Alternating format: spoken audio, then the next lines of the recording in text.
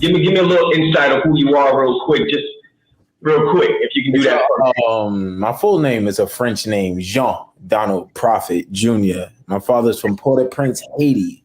So usually people who are West Indian or French people notice it off the bat. Like, it's a French name, you Haitian, do you speak Spanish or Creole? I get those questions a lot. So yeah, most Americans would notice it, but a lot of West Indian and French people know like that name isn't normal. So is it Don or is it Jean? It's Don though. I've been going by Don all my life because my father, he's nicknamed Big Don. So I'm Little Don. Big Don. Yeah. So I've been going by Donald all my life, but my government given name, like my ID say Jean. That's my first name. That's your first name. Okay. Yeah. It's a very common like surname in Haiti. Just like for women, it's Marie or Maria. You'll see like multiple people named that in the same family. Okay. They'll be known by their middle name or a nickname. So okay. Everybody call me Donald, just like Basquiat, Jean-Michel Basquiat. You know, so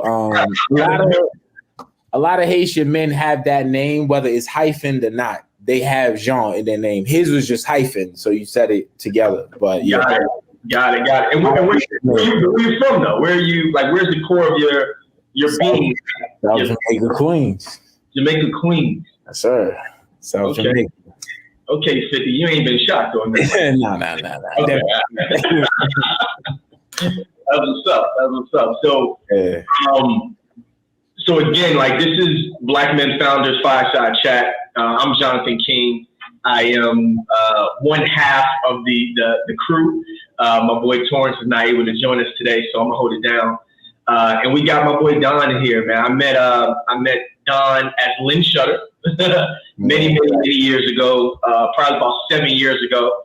I know we got up in Miami for what festival was that? Art Basel. Yeah. We went to Art Basel. Yeah, we've been seeing each other's journey for a while, man. So this is full circle for me to be able to have a conversation with you. We're gonna touch on all of the spicy stuff. You know what I mean? Who you are. Obviously, you gave us a quick backdrop of your lineage, but we're definitely gonna talk about the new piece, the viral piece that everybody know about. But you doing the rings. And we're just going to talk about, your legacy, man, what you've been doing for the past 7 years, where you see yourself in the next 5-10 years. And we may touch on some NFT stuff. We may drop a little, some stuff that we're working on together. But yeah, man, let's keep it going, man. So let's start from the beginning, man. Like, when did you know, you wanted to be an artist? You know what I'm saying? No, matter of fact, we're going to start there. Where are you at now? No, I knew when I wanted to be an artist pretty closer to this age than being a kid age. So it's like, where you want to begin? Because that story is actually closer than you think. I really want people to know where you at now. Like, what are you doing now? Where are you at now? Right. So let's start there. Where are you based out of right now? I'm in Baltimore. Okay, all right, cool. You're in Baltimore. Okay, yeah. All right. So artist-wise, like, when did you become an artist, and when did you find out you wanted to do this full time? Like, what did that look like for you? You always, as an artist, you always want to do this full time because it's like not really a job. It's easy, it's fun. But I realized I wanted to be an artist when I was graduating high school and I had no college to go to. And I said, well, I could draw. So I applied to AI would have representative come to the school and say, pick your the 5 places you would want to go to school because they had locations in all over the nation. And so I filled that out. Months passed. I totally forgot. And the lady called me, Alicia Glover. I still remember she was my advisor. She called me, said, hey, is this Don Prophete? Yeah, it's from AI Pittsburgh. We want to talk to you about coming in. And I had to put together a portfolio because I didn't go to art school. I was doing art on my own. I went to Christ the King. That's a basketball school, hands down. Tina Charles, that's one of the Olympians. She went to my school. So it's a basketball school. It's okay. South Jamaica, Queens. And in Middle Village, Queens, it borders it's close to the border of Brooklyn and Queens. Okay. Carlton Boulevard. But I went to a basketball high school, and I wasn't well versed and trained as a lot of the kids I sat in class with. So it's like, 1, it's a shock because you're in college. 2, is a shock because you realize how behind you are. So like behind in the sense of art, or behind in the sense of just behind in the sense of development, because when you that age, usually teachers pinpoint the gifted kids in the art class. And my homeboy who put me onto a lot of stuff, he was showing me like he had pieces with ribbons on them, 2nd place, 3rd place, 1st place from high school. You know, and when I saw that, I said, this is like what a common existence would look like for me if I followed the normal path of every art student there who went to an art high school, probably had teachers who poured into them, and they were probably the ones that they developed. You know, as a kid, you just coloring and drawing and doing this. You know, they didn't develop you as an artist. Right. You're not being developed. Why? Because I went to Christ the King. You know, it's like, it's a Catholic school known for basketball. Right. So they don't have that energy or knowledge to probably pour into you. Right. And the one thing that helped though is I had an uncle, my uncle Yusef. He was the artist. He could turn anything out of a tree stump, carve anything out of a tree stump. He's a beast. Wow. He passed away November of 2013, I want to say. It was the November before Peyton Manning got blown out in the Super Bowl, because I was in Florida and I left Florida at that time, so I remember. But he passed away in November 2013. He was the artist of the family, Yusef Bey, and he was a Moor. His real name was his American given name was Joseph Archer. Okay, and he was an architect, musician, all that. He was a beast. My grandmother brags about him all the time, and you know, like. Life leads you certain places. Specific decisions he made he wasn't able to take his talents where probably it could have taken him. But I think the one thing that held him back was the things he surrounded himself with. It wasn't him. And so that's almost the tragedy of it, is like he still did art up to his death and all that. That's the tragedy of it, is like he still had the skills. I remember he said he started getting carpal tunnel in his right arm. And he was like, yo, you know what I did? You know, our generation. I went to the doctor today. He said he just switched to his left. His left. Wow. Yeah, just kept pausing. I just said, you go to the doctor, you all right? He said, nah, I just switched to my left. But so art is in your family. This is it's in my blood. Father and mother side. Okay. I have cousins. My cousin's a beast. My older brother Troy, he got in trouble for selling art in school as a kid. And my mother said, stop taking them kids' money from them. And like, I literally got in trouble for being in grade school selling his art. He would draw it home, go to school, sell these Dragon Ball Z pieces for like $2 or $3 a pop, making money off these kids who parents give them money to go get food. You know, me and my brother Paris, he's the youngest boy. We used to, when I couldn't draw, we used to take printed out drawings on the back, outline them in red ink, then flip it over on the right side, put it on a clear paper, and sketch over that line. It would go over to the paper, then we would draw it like we did it. You gotta start somewhere. Yeah, me and my brother Paris. Yeah, it's in both sides. It's some I discovered, you know, after college and being able to finally really meet everyone. It's like I discovered it was on both sides, not just my mother's, you know, because I thought it was just my Uncle Yusef and then my brothers. Well, how was it as a kid? Did your mom support that vision, that dream of you being you even painting like really heavily in your youth, like in high school? Yeah, I didn't paint. No, it was all Miss Dodge. She was my arts teacher, Miss Dodge and Miss Longobardi. Painting, she did perspective. Perspective is what woke me up, doing art perspective. And Miss Longobardi did that movie Ghost. What's that? Ceramics. Ceramics. Oh, okay. So it's like, yeah. But as far as like art and all that, like my mother would buy coloring books. She kept us like, it was always something. Even when she was on the phone, she had this character she would doodle all the time. Like her checkbooks, all these notepads she had, doodle. I wouldn't say she draw. I wouldn't say that. Yeah. She doodle a lot. It was almost like it was just a habit. Just stay busy. She would sketch. So even her, like, she wouldn't all out drawing like, yo, I did this picture, but like just doodling on the phone, all in her notepads and stuff. But it's like once you get to a certain age, your parents don't want to hear nothing about your dream. They want you to choose the safest and most lucrative, well, not say lucrative, because financially stable path possible. Yeah, for sure. Because sometimes the safest path isn't the most lucrative one. 100%. So I can't even say parents want the most lucrative. They want you to be most lucrative, but usually the path that you want in your heart is the most lucrative. But to them, they want you to be safe, tight knit, all that. I wouldn't say my parents didn't or did. They were parents and, just didn't want to understand nothing about nothing. You could draw. It's beautiful. That's great. You keep doing that, but you need to go to work. You need to, so. Right. Yeah.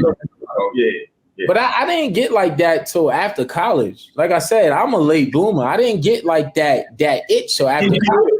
You wasn't that into it before college. Yeah, I didn't have that itch. When I got to college, I said I'm gonna be a student. I'm gonna follow the rules. I'm gonna get a degree, and I'm out of here. The one thing that changed my life, Darnell Chambers. That's like one of my best friends in college. Our birthdays are like 7 days apart. The most talented person I know. A lot of people won't know about him because he's not a public person like me. He's he has an IG and all that, but that's not even half the stuff he could do on his IG. Like he put me on to everything. He pretty much everything he showed me let me know that you don't need a degree to do this. And that's when my mind started opening, like, wait, what? These guys just go buy cameras and do photo shoots and like, and mom, when you coming up, you just know in high school is the gateway to college. College is the gateway to real world. And all teachers do the same thing. There was a shift that happened during our generation where because I said you are in F ton of debt and all you have is a degree to show for it. No job, no good. I was a mediocre student. I got by on my talent and that's it. I didn't try. The one time I tried in college, 2 times I got an F on a sketchbook project. The teacher kept telling me, you need a bigger sketchbook. You need a bigger sketchbook. You're not doing the same amount of work as other students. So he went and gave me an F finally after like 4 weeks of telling me to get a bigger sketchbook and I wouldn't. He gave me an F. He said, all right. And that week before, I walked off and didn't listen to him give homework or nothing. I said, I'll just go home, sketch a couple pages, bring it in the next week. He gave me an F. So I went and sketched this entire anatomy book, front to back, every image, just every photo, I sketched it. Wow. Front to back, and filled the whole sketchbook up and handed that in for homework the next day. Wow. Yeah. And another time I got a book offline because we had to do midterm projects. Everybody who waited last minute wasn't able to do their project because there was a snowstorm in Pittsburgh. And so during the days the school was closed and it was midterm, the school was locked down. So all the last minute students were asked out and I was one of them. Wow. You was one of them? Yeah, I went and bought a book and we was trying to battle it out in class, telling the teacher, look, the school was closed for like 4 days. So it wasn't like to 1 day. It was like 4 days the school was closed. He was like, yo, it's not like we was last minute. We had 3 more days to do it. The school was closed. And then one of the still last minute. You know we was gonna wait till last minute. And one of the students said, come on, bro. Blah, blah, blah, blah, blah. And once he said that, the teacher said, don't bro me. We all just gave up and took our Fs. And like we was working them. It was like 3 or 4 minutes working them. I'm gonna shift it to another question because I want to make sure that we recover. It's so much to cover in a short period of time. So I kind of know your story a little bit, but what would you say was your first big break in the art world or in the art space? I would say, what would you say is your first big break that made you kind of feel like you was somebody or highly famous for like 2 or 3 months? Doing the work for Wale, people stopping me in the street, like all of that. So what did you do for Wale specifically? So I'll tell you how this shit. I gotta watch my mom. I'll tell you how it started. So my homeboy Sean said, "You going to Art Basel?" I said yes, and I was lying. I bought the tickets after we got off the phone. I go there. He have a talk with me about John Geiger, the shooter, the sneaker designer from Pittsburgh. He's friends with Tiana Taylor. He posted pieces he bought from me. She saw it, said she liked it. Everybody was like, yo, Tiana liked it. Some guy found me on Facebook to tell me. Random guy found me on Facebook, messaged me, said, bro, I've been looking for you. Tiana Taylor commented on one of your art piece that John Geiger posted. It was crazy. And I was like, at the time I was just an artist. I was like, man, I don't give a damn. Like, she ain't paying me. I don't care. Like, she ain't posting my stuff. She his friend, not mine. So Sean told me, yo, you just never know. You should reach out to them. And to this day, he reaches out to any and everybody. Like, people, and a lot of time people hit him back, say, hey, my schedule is full, blah, blah, blah. But he's just a big on that. He don't care. He'll message anybody. And so, I mean, it's about the way you do it, of course. You know, but he told me, yo, you never know. So when I got home, I messaged a bunch of people. Wale was one of them. Wale said, yo, hit up this guy named Sneaker Man Dan. That's like his homeboy from back in the day, since they was young. That's his right-hand man. That's the guy I spoke to. He said, yo, we want to work with you. The first thing I did was, it's a photo of Wale. He's a kid with a straw in his mouth. And I redid that photo of him with like that Jesus. Whoever got that sun behind their head. And I did that piece for him. And it was just him as a kid, but with that extra thing on his head and a crown. And from there, we just did work. And it's beautiful. Notoriety. People know who you are. But that's when I learned that there's a difference between getting money, rich, wealth, and fame. You know, like you don't need fame to get money, be rich, or wealthy. But when you're famous, it's not guaranteed you're going to get money, be rich, or wealthy. You just a famous fool. You know, you famous for whatever you did. You were famous. You fell on the crate and cracked your back. You famous. Everybody in the street know you, but you the same duplex. Huh? I ain't stupid. I'm 32. Crazy. But and I had major knee surgery in high school. You crazy. But I feel you. You said a lot right there, right? And it's interesting because that's been the art space. A lot of artists haven't really popped until they died. Really, you know what I mean? Like that's the typical trend, right? To see that artists are being able to create different types of streams nowadays, I really want to kind of tap into that. Like, what is your, what have you done recently, and how has that been able to, your structure of business? Like, what are you doing differently now than you did from when you first started? And how is that being able to help you as an artist sustain, as a businessman, right? Because you're an artist, but you're a businessman too. You're not just an artist. You know what I'm saying? I'm interested to know, like, are you getting into merch? Have you, tapped into merch side? Are you still just doing custom pieces? Like, what does that look like for you in your world now? Yeah, and you're right. Especially a person like me where I don't let too many people in. So it's like, I either have to know the right person or learn it myself. So you're right. It does make you a businessman.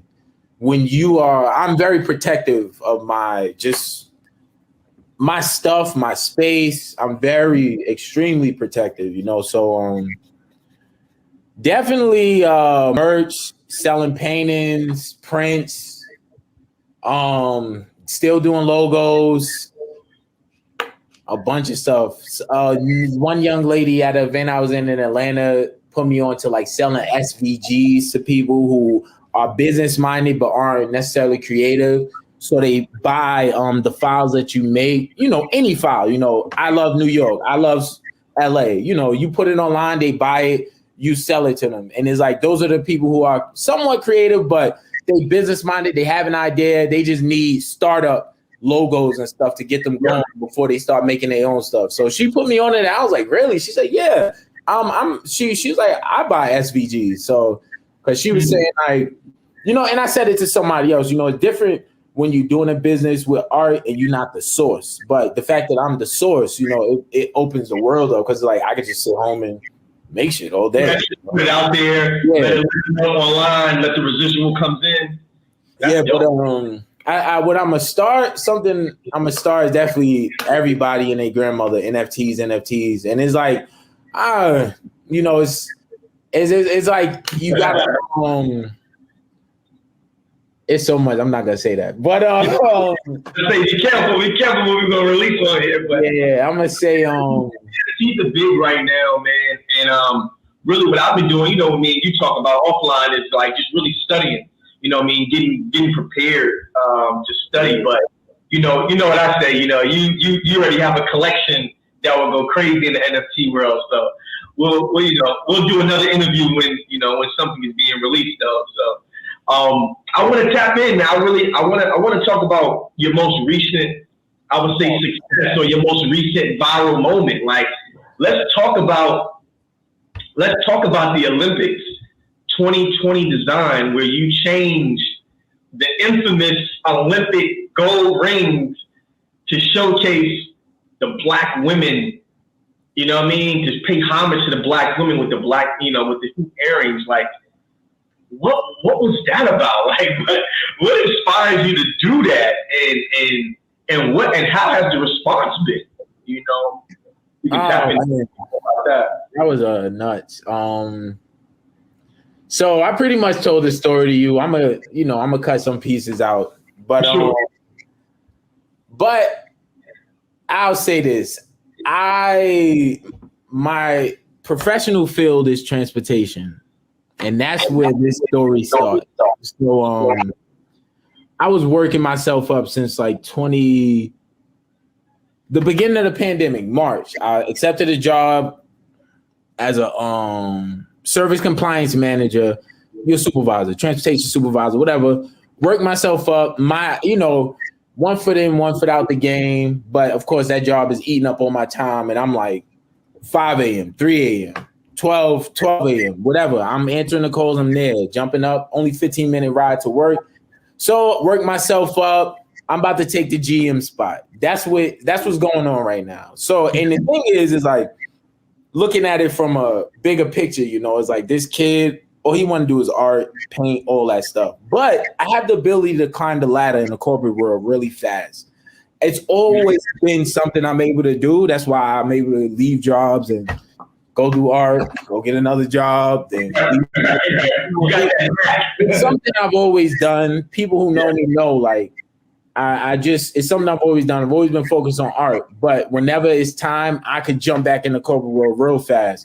So that's actually a challenge, because plan A and B kind of works itself out. Like, I could make money off doing art, and then plan A don't work. Well, I could just switch to B and go drive buses. So it's like those two things been pulling me left and right in 2020, 2021.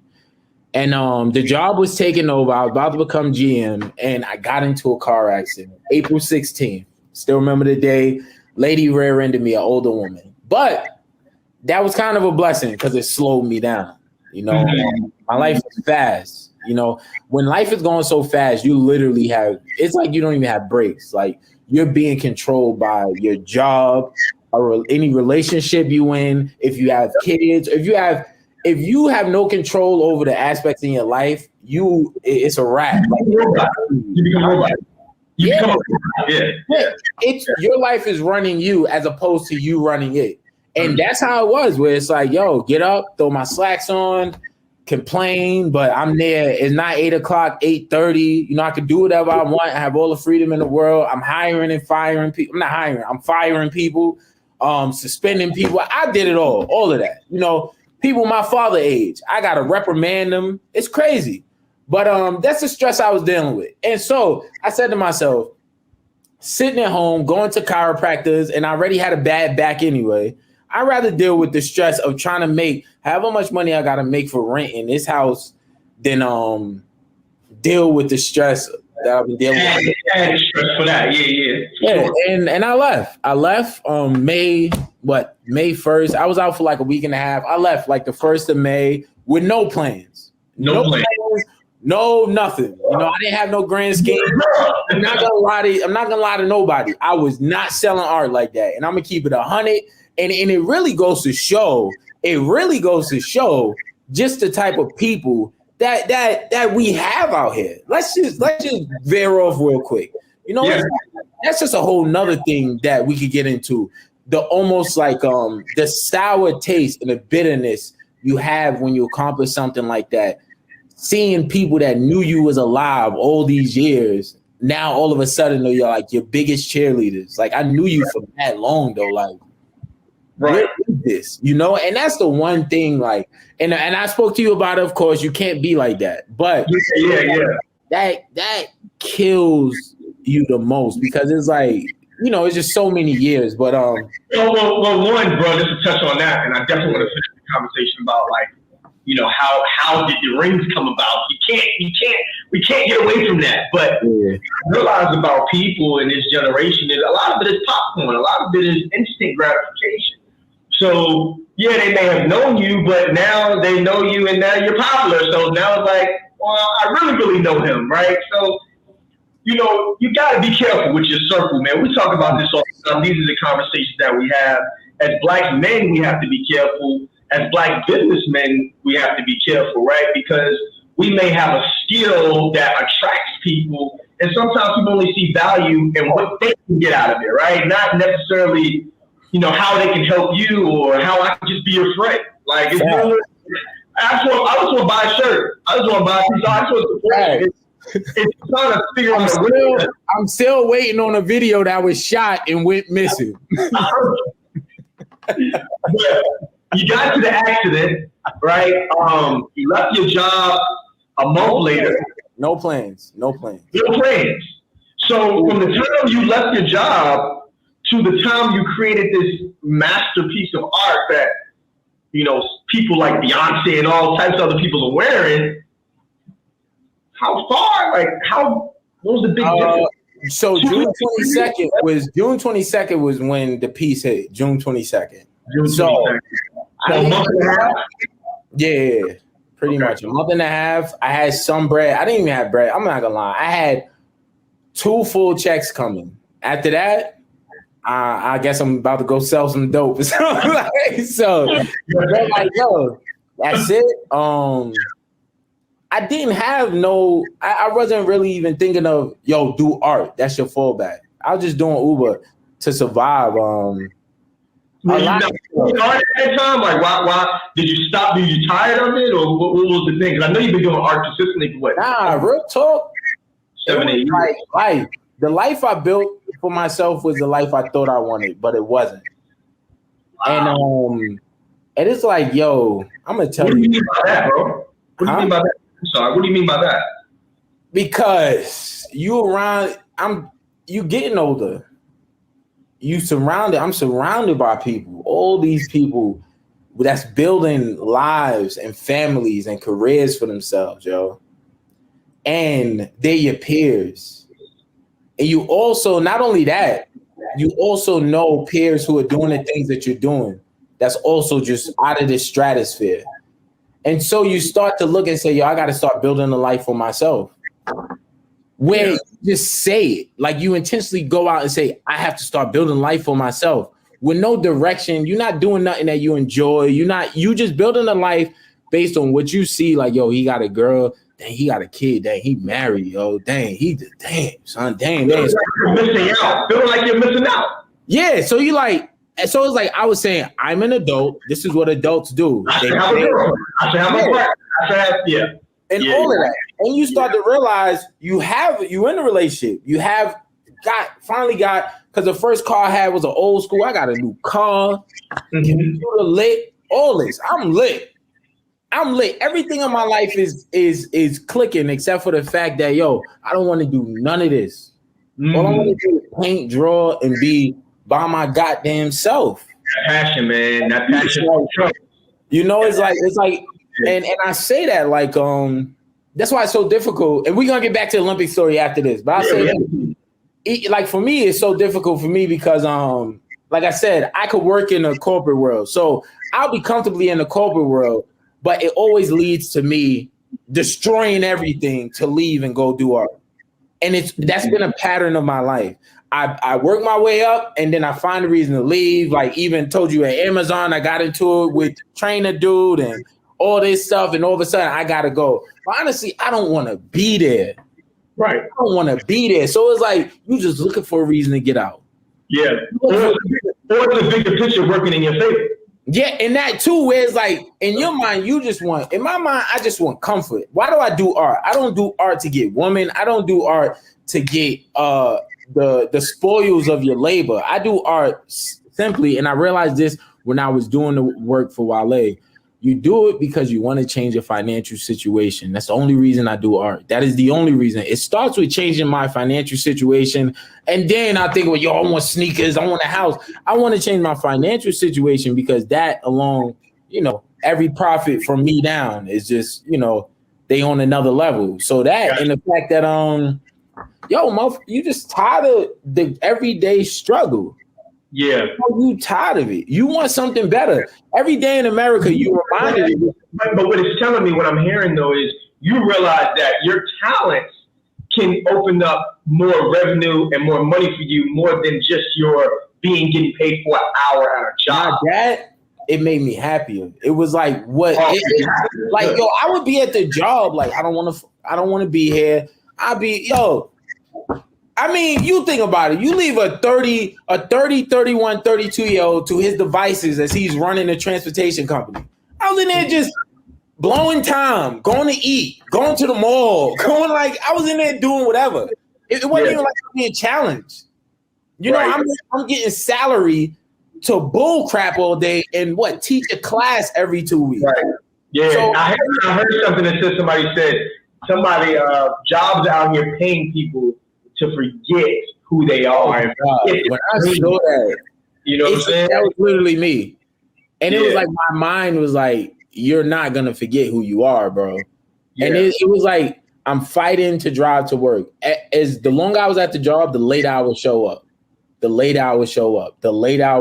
Because I knew I wasn't going to get in trouble. What are you going to say to me? You know? So, yeah. So, I say that. But I say that. Yeah, go ahead. The rings. Let's go back to the rings. Yeah, I left my job. Yeah. I'm doing Uber. Like I said, went to New Orleans, all this shit. June 18th was my birthday. That was a birthday trip. Me and my ex went to New Orleans.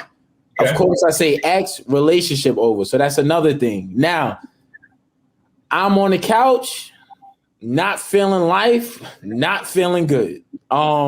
I did Uber that morning. What day is this now? June 22nd, the day that it happened. Great. June okay. 22nd. Yeah, I did Uber that morning. You know, so I'm just going through life. With your girlfriend? So I'm just going through life, and so, you know, relationship over. I left my job that was paying me salary with no plan. Okay. No plan, except do Uber. And I'm pinching pennies. And then I kept thinking of that. I thought of that days before I did it. But I kept, you know, I'm a guy that don't write stuff down. So I just remind myself, yo, finish that logo. Remember to do that logo. And then like, yo, I did it. I did the logo. Before I did it, I went to do Uber Eats. Did like 5 rides, came back home, finished it, blah, blah, blah. And it rained all day. Dreary day. I sat on that couch all day. all day except to do Uber because you in your thoughts. You know, it's like a life that you built just ended. You know, it's like the life that I built is over. So I was pretty much on the couch just saying, what am I gonna do now? Right. You know, that's it. That's as honest as I could be with no plans. People look at you like, yo, you talented, you this, you that. What do you mean? The issue is that, yo, you go through life having people telling you talented. You know you talented. I know I'm talented as hell. I know the ideas I have are crazy. I have so many ideas I don't have time to do them. I have so many ideas I could sit on them and wait. You know, it's just like and it's like but the world is telling you no.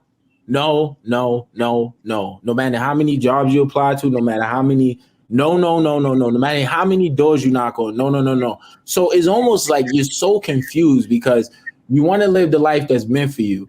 But then as I follow the usual rules of adults, let's go get a job, career, I always hit a wall. And now my friends are telling me, yo, you talented, you did this. But I'm like, yo, bro, it's not working. It's not working.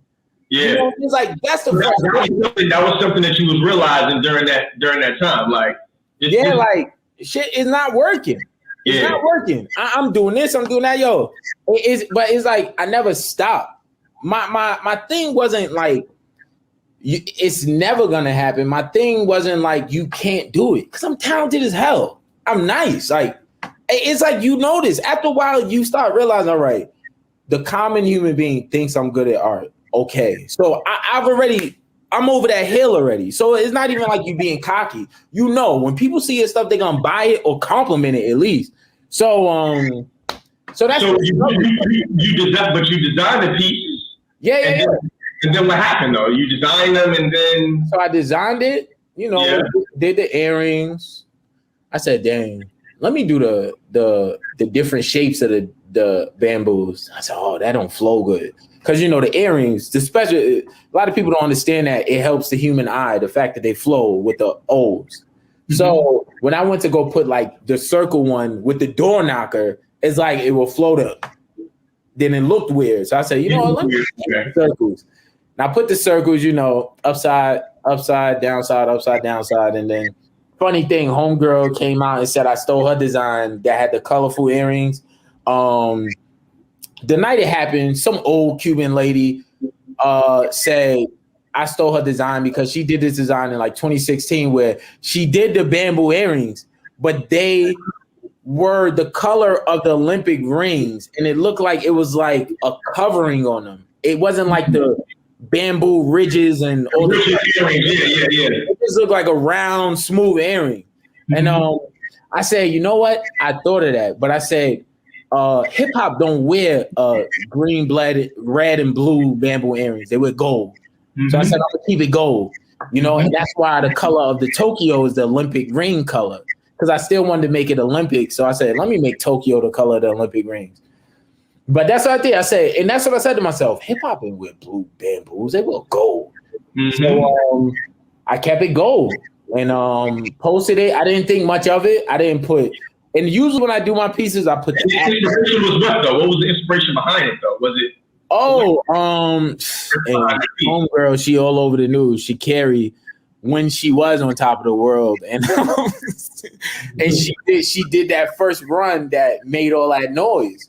That was the inspiration. Yeah, because the commentator said, because first it was everywhere. And then I kept rewatching it and somebody put up a post, yo, why would he say that? So I listened to it and they said, oh, the nails, the hair, the attitude, but the speed, blah, blah, blah, blah. And then they went to commercial break. And somebody was complaining like, yo, why would he say but the speed? Like the nails and the hair and the attitude is a bad thing. And it's funny because like the super woke social IG gave me an idea. You know, somebody getting angry at that made me want to do a piece based on their anger.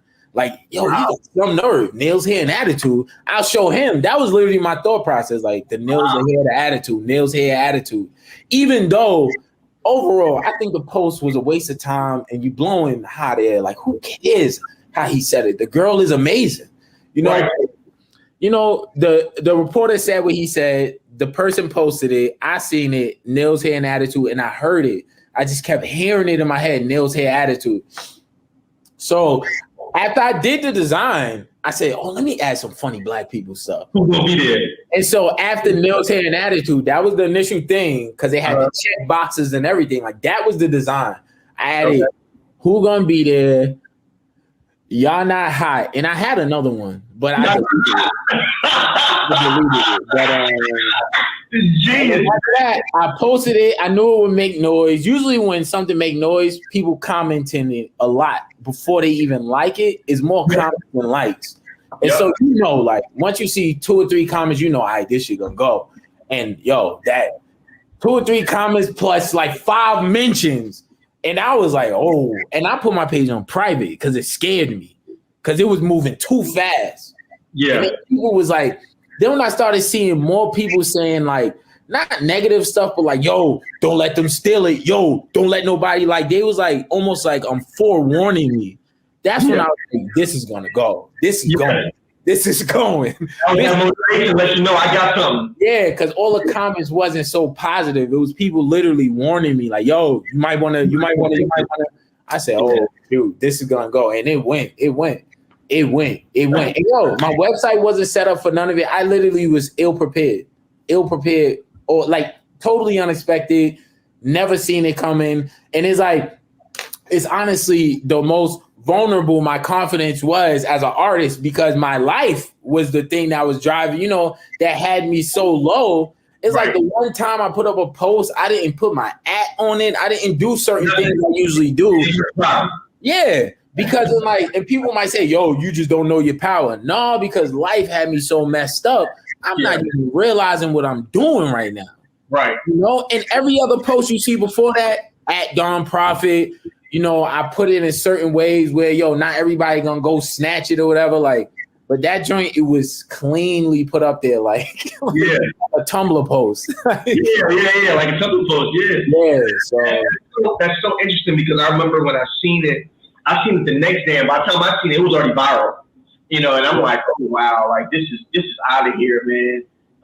And I instantly just went back to all the stuff that we have done together in the past, and I'm like, man, this brother here, you know, it feels good, bro. It feels good to say, when it got like I'm not Dane and Jay, but it kind of feels good for Dane to be like, I supported this brother before anybody knew who he was, and I just had that moment. I was like, man, like me and this brother really had a bond, and we still have a bond, obviously. That like I got that. But at that time, I was really like in DC every other weekend. We doing it, you know, y'all, you showing me stuff I never seen. Like I said, you showed me that black people put suits on and go have fun. Right. I always thought like, yo, and it's just like, yo, and like you said, it's all about your exposure. So, you know, understanding the fact that I've always just been around people like me, you know, same upbringing, same everything. We all have the same common, so we all gonna act the same, dress the same, But there's no growth in that. There's no growth in it. You know, like, yo, let me tell you my crappy story about the hood. Word, I got one too. It's like we both just sitting here, you know, nobody's who got the worst story. Yeah. And it's like, yo, when you start seeing dudes like dress nice, dudes doing certain careers. You remember we was talking about Jared. How old? Yo, he mad young. What? He how old? So he's like, y'all do government contract. I'm like, what? You know, so it's like exposure's big. Yeah, exposure's big, man. But the illest thing about it though, and it's something I used to go through in high school where like you feel like you don't belong in the group. I looked around the room like, yo, these dudes want to hang out with me. You know what I mean? Like, just solely because you nice at what you do. That's it. That's what I was saying to myself. Like, yo, they want to hang out with me just because I do art. Like, I'm walking around paint stained clothes, all that. Like, I was looking through artists. Like, even my chip got tooth because I was neglecting myself because I was doing art. I didn't care about no insurance, no this. I was full on. So, like, even every time I look at my tooth, I'm like, yo, you got this because you was running around painting, doing this, doing that, and not taking care of yourself. Yeah, and it's crazy, man. Like when I look back at those moments, man, which is beautiful. Like I can't really say that we wanted to be around you solely for art. I think the art introduced us to you. Like art introduced us to who you were, right? And once we realized that this guy is just like us, he's trying to find a way, he's trying to figure it out, and we know a little bit more than what he knows. So let's bring him in a circle. Let's introduce him to some different things. Let's show him some different things. That's facts. If he can learn something from that, that's cool. But at the end of the day, it's like, like I call people like me and other people like Jared and other people that we know, some people are gatekeepers. Your job is to open up the doors and show people a different way and different things. Like, you're okay with that. You may not be famous, like you may not be out there, right? But you may be the spokesperson for that famous person behind the scenes. You know what I'm saying? So, knowing what your role is very critical. You know what I'm saying? Like, play a role, bro. Everybody can win and everybody can play their role if they know what their role is, right? And learning. And when I met you, I realized like, yo, this brother is doing custom pieces. I remember you used to do custom pieces. You used to do this thing where you would paint and then you would drop it off somewhere and then you would take a picture and be like, yo, the painting is at Union Station under seat 212. And be like, it's free if you go get it. I'm like, yo, this is genius level. All right, now I gotta keep it real. Yeah. Give all props due to Baron Batch. He's an artist from Pittsburgh. Used to play for the Steelers, but he's an artist from Pittsburgh. He's doing a show, I believe, out in Phoenix right now. He's doing a big show somewhere, but that's another, just like the way you did. I have a friend named Sean, the one I told you is a curator, Sean Buford. He put me on a lot of the inside art world, He told me, y'all want you to meet Baron. Baron said, you've ever painted? I lied and said yes, even though I did digital art at the time. And he showed me that. He said, yo, I ain't gonna, but it's inexpensive ways to go get inexpensive things to make really nice looking paintings. And they're literally like a spit in the bucket. the material, but it's free. But I remember me and you had a conversation because I asked for a custom piece. I actually got a few of them. Yeah. And you told me the price of it. I think it was one that you did on like this thin cardboard, like this real thin wood, thin plywood. Sorry. And you gave me the price, and I'm like, nah, man, I'm not giving you this. Like, oh, this is a masterpiece, right? And so I'm just saying, bro, like, I'm so honored, bro, to even be able to, like, 7 years later, to have this dialogue with you about, you going viral, you staying consistent in the art, like, you finding your passion, you finding what makes you happy, right? Because all of those things go together. All of them go together, man. Like, sometimes people think money makes them happy, and the reality of it is finding out what you love and sticking to your guns makes you happy, man. And everything else kind of falls in the line, man. And the people that you meet along the way is supposed to just help you. You know what I mean? Like, no man is your enemy. Every man is a lesson. Every person that you pass by is a lesson. They're able to teach you. They're your teacher, right? So, man, this, like, it's just been like, when I think back, it's just been like a whirlwind, like a full circle moment. Like, just seeing everything that you've been doing, and, everything that you got going on. I know, the rings, the merch has been good to you. You know what I'm saying? And I can only imagine, what's next. Like, what's next? Like, let me ask you, what's next? Like, what is next for you right now? I can't say specifically because it's something totally out of what I do, but I'll just say, like, you just have to level up. And as an artist, as a person in any type of career or space, you want to acquire almost the artillery you need to do battle, as far as like get through life and be the greatest you could be. And so with that being said, I'm now looking at my business as I have to now learn new skills to upgrade and add value to my art. On top of the stuff I do now, there's more skills out there to learn. There's more crowds and people to tap into. Yeah, it is. Typically, when that T-shirt happened, I'm on my Fat Joe right now. When that T-shirt happened, yo, bro, price went up. the price, I actually did have to bump the price up because I had it low as hell. Because I told you I didn't expect that to do anything, but my demographic on my Instagram shifted. Wow, like vastly, as far as like the age group and the sex of individuals that's now viewing my work more. It shifted. So I have more female followers and supporters now. Wow.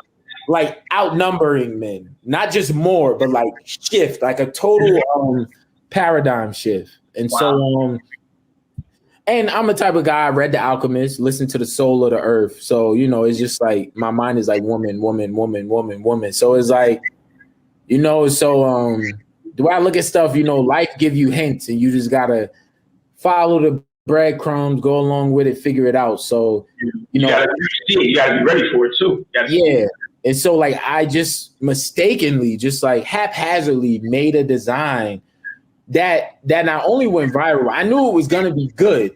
I didn't expect it to go viral, but I also didn't anticipate the effect that it would have on women, to the point that it literally shifted the demographic of my Instagram. Yeah. And so I'll say, I say it's gonna be one of the most iconic pieces to me, right? It's gonna be, and obviously it going viral probably to other people as well, but for me, I think it's gonna be one of the most iconic pieces when you look back years from now. I think that piece is only going to grow. To me personally. Right. And, you know, maybe 20, 30, 40 years, because you got to look it back at 2020 was a big year. A lot of stuff happened in 2020. You know, a lot of people is going to look back at 2020, right?